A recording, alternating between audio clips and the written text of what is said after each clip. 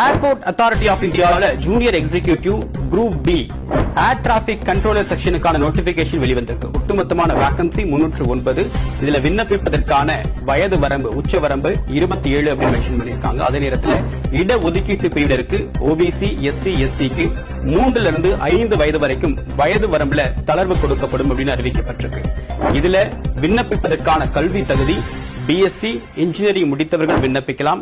விண்ணப்பிப்பதற்கான web portal 25 April 2025 இருந்து 24 மே 2025 வரைக்கும் ஆன்லைன் வழியாக விண்ணப்பிக்கலாம் அப்படின்னு சொல்லியிருக்காங்க.